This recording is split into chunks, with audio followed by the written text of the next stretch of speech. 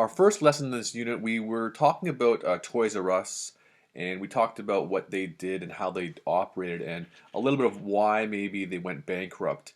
And as part of that lesson, your offline work was to look up the mission statement, the vision statement, and the slogan, and also to watch a TED Talk by Simon Sinek called "How Great Leaders Inspire Action." And you were to think about some thoughts on how Toys R Us communicates, who they are, and why you should be their customer. And so at this time, after I say this statement, I want you to pause the video and send me an Edsby message talking about um, how do you think Toys R Us communicated in the past, not now, obviously. How did they communicate in the past in relation to Simon Sinek's comments on the how, why, and what conversation? So send me an Edsby message telling me, explaining to me how Toys R Us used to communicate or communicated their how, why, and what in context of what Simon Sinek has said. So go ahead, pause now, and send me that message. So now that you're back from sending me that message, you should take out that notes package from the module that I sent out in that first lesson. Today we're on day two, strategic leadership and innovation, and the package has a notes part where you can take out and either type notes on your computer or you could print it off and write notes. And so hopefully you have that ready with you. And so we will go ahead and begin the lesson. So today we're going to talk about strategic leadership and innovation, organizational change, different models of change, types of change, and I'm going to give you your homework, which is going to be some leadership readings. And so I want to introduce you to some comments made at the World Economic Forum a little while back. And so I'll just read them out to you. And they say, companies that design and brand their own products, build and package them, and then deliver them to customers will soon no longer exist. Companies have the ability to strip down their business to its essence, to focus on where the greatest value creation and profits lies. Extraneous functions can be eliminated through partnerships and newly supercharged forms of outsourcing. Instead of one big monolithic entity, companies start to look like clusters of distributed capabilities.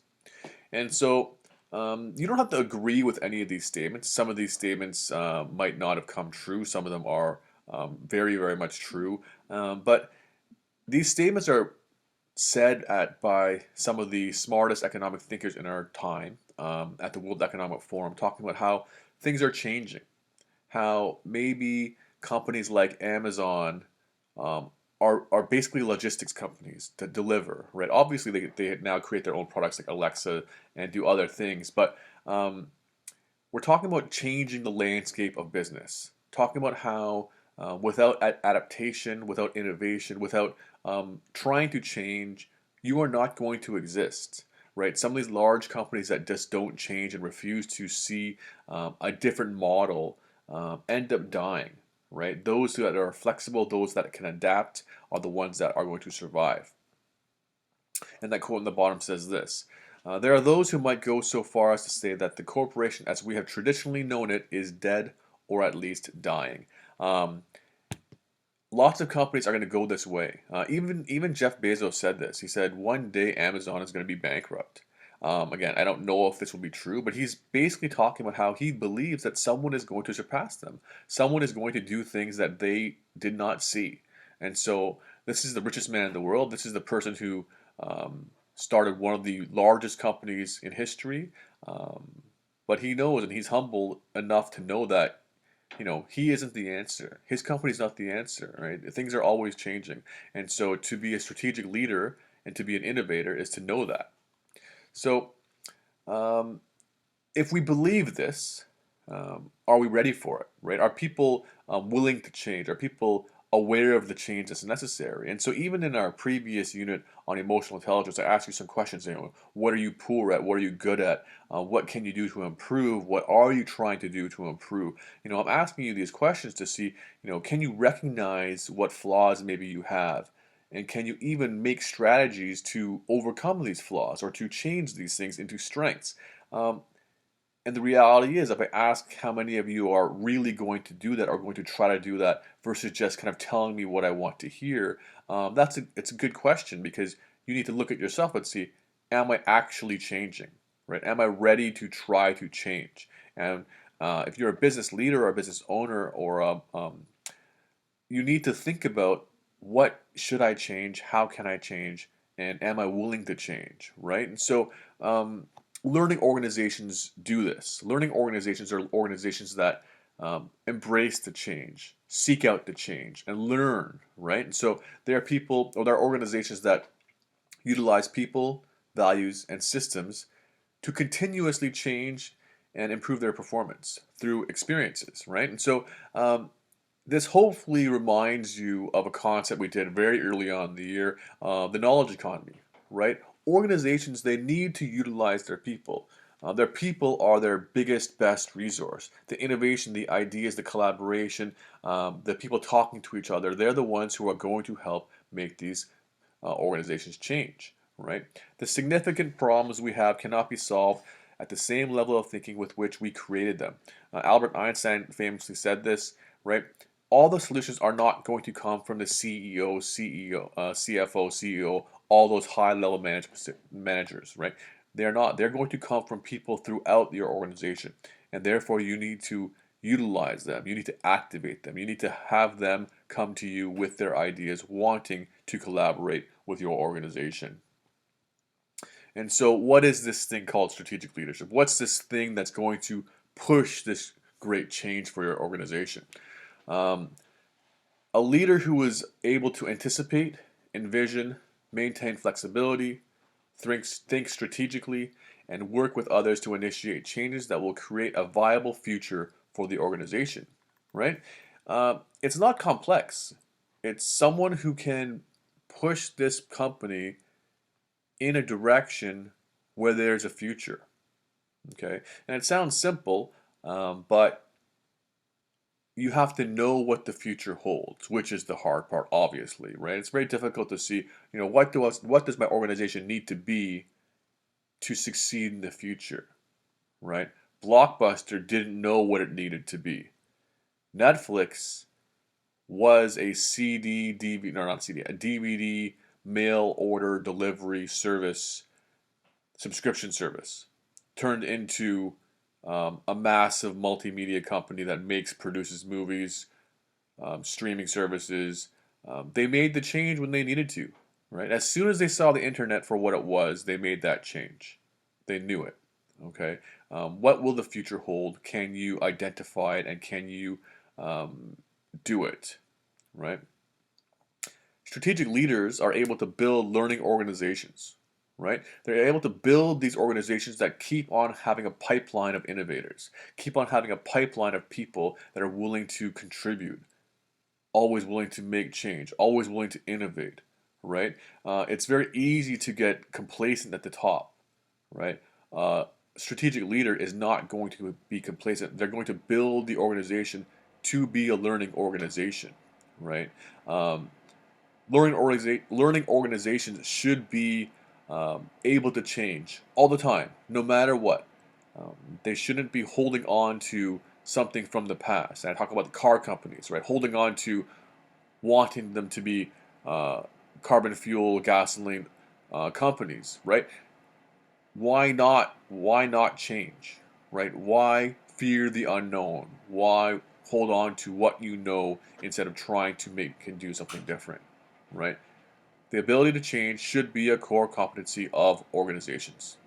And if you're not willing to change, you will die as an organization. You will not succeed because the world will change. So there are 6 components of strategic leadership that we want to ensure you understand. What is a purpose and vision? Think about what Simon Sinek talked about, right? What is your purpose, right? Why do you exist? And then how do you do it? And then what is the result, right? You have to fundamentally understand why you exist as an organization, not just to make money, not just to sell as many things as you can. If you don't have a strong foundational purpose and vision that's easy to communicate, it's going to be very, very difficult to you to succeed and do what you need to do. 2, exploit and maintain core competencies. You know, what do you do well? Keep on doing that and doing it better and better and better than everyone else. Right? Simple. Develop your human capital. Again, knowledge economy. Your people are your biggest resource, so develop it.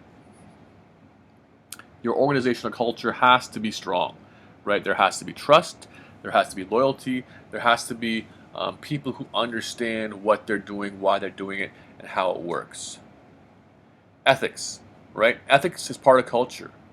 Ethics is part of human capital, right? If you want to keep the best people, you have to have good culture, and the best people want ethics, right? If you are an unethical company, people are going to trust you less. And you need trust to develop your human capital, to utilize your knowledge economy. Balance organizational controls, right? It can't just be very, very hierarchical. You can't be one person at the top doing everything, making all the choices. There need to be checks and balances. Otherwise, we can go in the wrong direction very, very easily. So those are the 6 components of strategic leadership. So how do we get to this change, right? Change is often, or more often than not, happens when we have creative and innovative people in our groups, or we have creative and innovative, meetings or collaborations, right? The creativity and innovation are the spaces where a new idea comes, a challenge to an old way of thinking, right? It's very easy to just do what we do and keep on doing it. It's very difficult or very, challenging when someone says, well, why don't we change how we do things, how we've always done things, right? It's a terrible business model to say, well, that's how we've always done it, right? That's not a good excuse, right? So creativity and innovation are the things that help spur on change in organizations, right? Getting new ideas to solving problems, taking something new and putting it into practice, right? We want innovative and creative companies, and they are the ones who will change faster than the ones that are stagnant and the ones that are slow moving and lead-footed. And so who is this change leader, right? The change leader is someone who is a change agent who wants to change a system, a person, a behavior. They want change to happen, right? Typically, change leaders are very, very different than status quo managers. A status quo manager is someone who is comfortable in their position, who wants to stay in that position, who wants the organization, the control, the status quo, right? This person wants things to be how they are because that is where their power lies, right? And so creativity and innovation are threatening to them often. They will flip things on its head. They will change structures. They will change what this manager knows, right? It will make this manager potentially question where they stand, or their boss will question what that manager can do, right? A change leader wants change. A change leader is confident. A change leader wants risk or takes risks. They expect things to change, right? And so that person is going to promote and support creativity, while a status quo manager might not. And these are obviously extremes, right? All managers are not necessarily like this. We're talking about like personality types. We're not talking about manager as a title. We're talking about someone who is afraid for things to change versus someone who embraces the change and tries to make the change happen. And so, how does change happen? So there are 3 models of change that can happen. One is top down, and I think this is probably the most, I would say, common to think about. Top down change, right? So the leader of an organization says, we want to change, or the senior managers say, we need this to change. Why is this good, right? This is good because that means everyone is expected to change, right? The boss says, let's do this, and so logically, everyone is expected to do this if they are going to abide by what is told to them, right? So if you want comprehensive, massive impact and change, top-down might be the way to go. However, when top-down change happens, it might not work.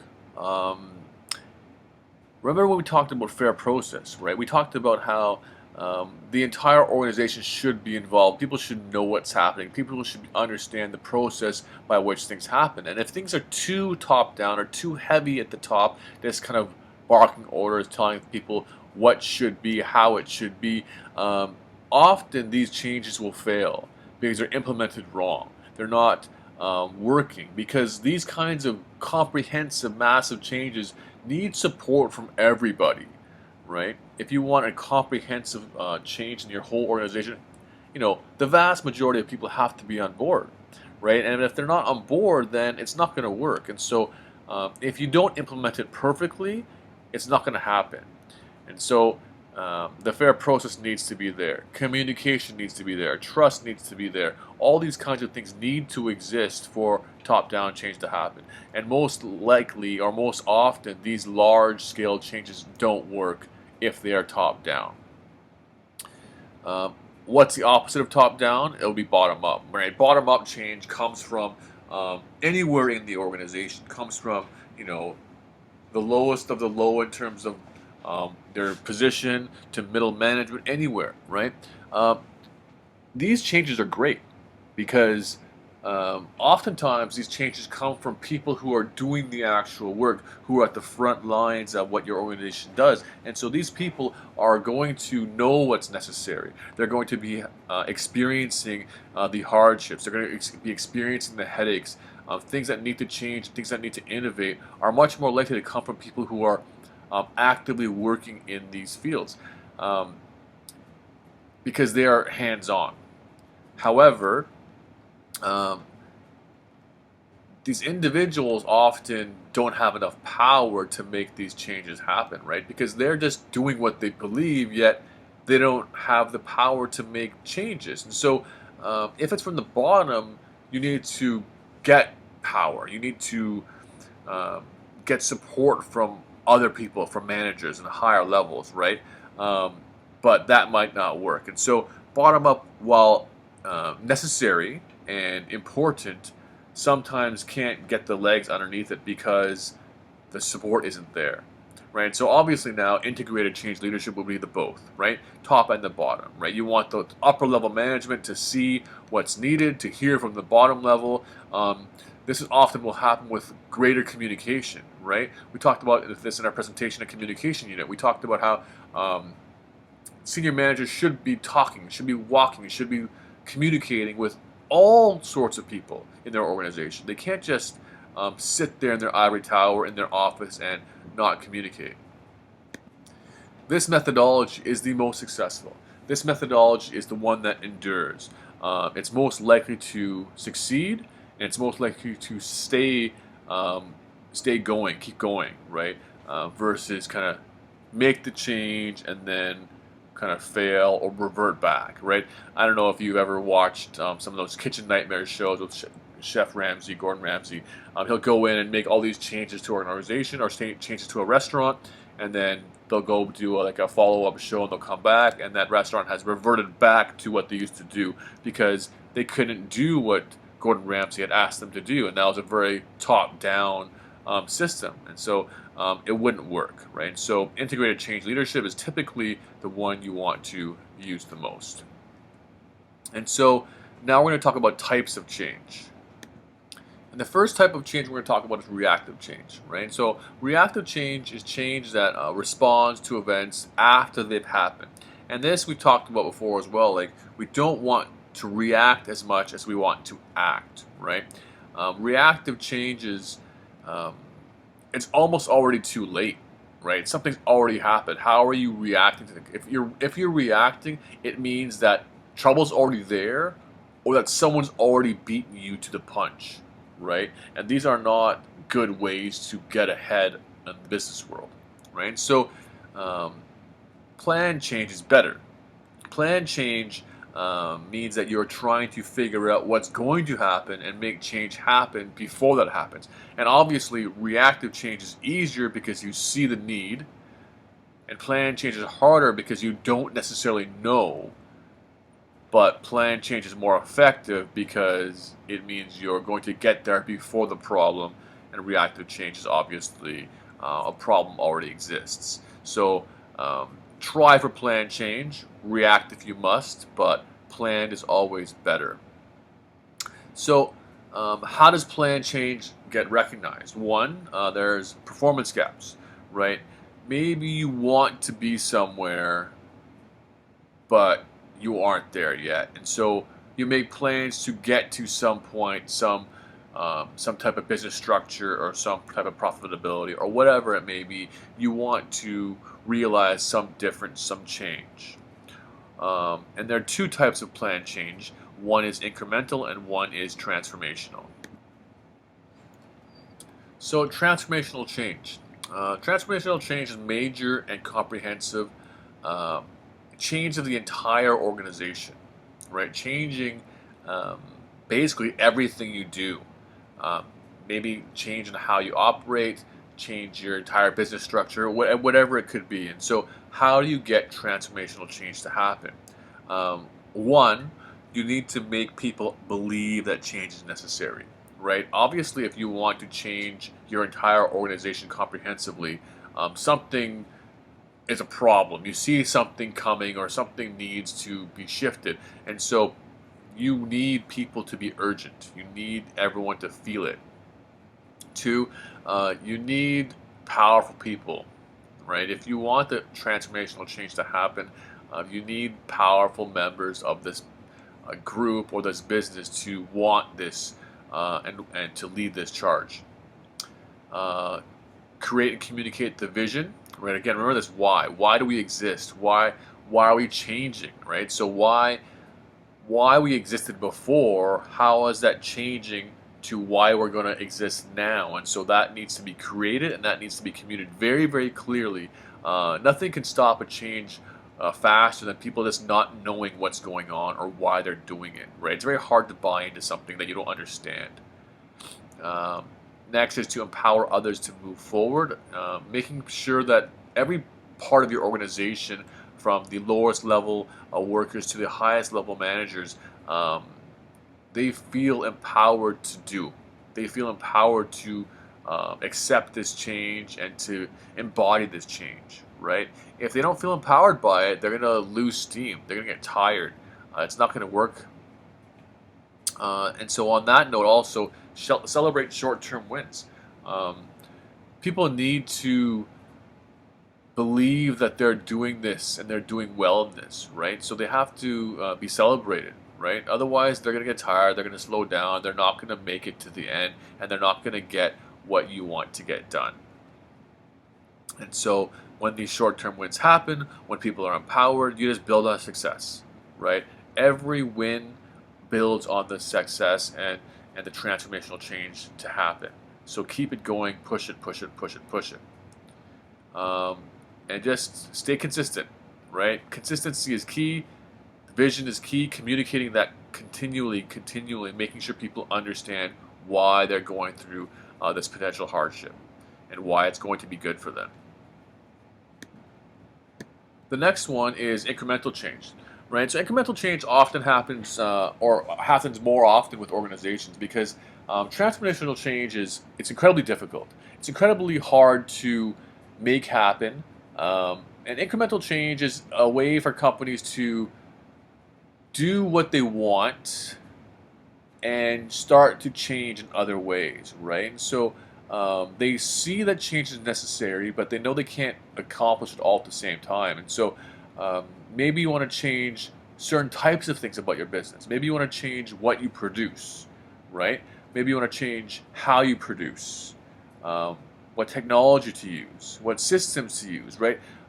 All these kinds of things are ways to change what you do, um, and potentially why you do it, but not to have to flip your whole organization on its head. So even if you think about Netflix, right? Netflix delivered movie content to people via DVDs through mail, right? What was the product? The product was still delivery of media to people, right? But they said, like, this is a huge transformational change, but incrementally, they were still doing delivering of movies. And then they decided to go online on the internet. And so the processes and the technology they used changed. So that was the increment, right? They didn't jump straight from mailing DVDs to starting to produce movies, right? They went from mailing DVDs to giving you movies online, and now they're producing, right? So it's they're smaller steps than changing the entire thing, right? So this methodology is about continually changing and continually improving your way of business and how you operate, right? So oftentimes these are um, used more often and with more success than transformational change. So the big question now is why, right? Why is change so necessary, right? Why are we focusing on this change? Like, why do I have an entire module about um, changing, right? Um, the reality is the entire world is changing. Globalization, competition, economics, government, technology, society, structures, all these things are changing constantly. Um, and so to not understand that change is happening around us doesn't relate to how businesses should have to change. Like if the world is changing, your business should change, right? There's no way around that. It's hubris to believe that you can just keep on going while the rest of the world changes, right? You have to also change, right? So you need to figure out, what you do, right? What's your business about, right? What's your strategy, right? What's the nature of your work, right? That may need to change based on what you do. The people, right? How you manage your people, what kind of people you hire, like all these things are changing all the time, and that's based on the world, right? The world is changing, therefore we need to change. Organizations need to change, right? Culture, right? Culture, you can, like, regardless of what you believe or what you agree with, the world is changing culturally, right? The value systems of organizations, the norms, what people do. Obviously, I've talked about how you should stick to your values, right? But and so it's not a but, it's just more of a recognizing what do your values actually mean and how do they relate to what's happening in the world, right? And then there's technology, right? If you can't recognize that technology is changing business, you're crazy, right? Every business should be trying to implement technology in some way, somehow, right? If you don't, then you are solely at a loss or you're behind the times, right? Um, think about right now how we are doing remote classes and remote learning. If we weren't prepared with technology, nothing could happen. And that's the reality for some public schools. That's the reality for some communities, right? The adoption of technology, of changes, of the world changing in resources, skill sets, all these things matter. And for you to not to recognize it is going to make your business fail ultimately. And then the structure, how is a business structured? Um, are we going to sit and stay as a classical management style business, or are we going to adapt to how people are changing, right? Like you have to understand that your business structure should change. It's got to change if people that are working for you are changing as well. So it's very important to understand that um, businesses need to change, right? Businesses have to change all the time on an ongoing basis. And how you change is going to be different business to business, but the reality is that change is constant for every business. And the businesses that do not change will not survive. And that's the reality. So that's the end of today's lesson on strategic leadership. And so I'd like you to do the reading. Leading Change, Why Transformation Efforts Fail. And so as you do that reading, you can take some notes on that handout that I gave you. And so make sure you do your EDSB message to me if you haven't already regarding the Toys R Us and how they communicate. And do this reading, and I'll see you tomorrow. Thanks.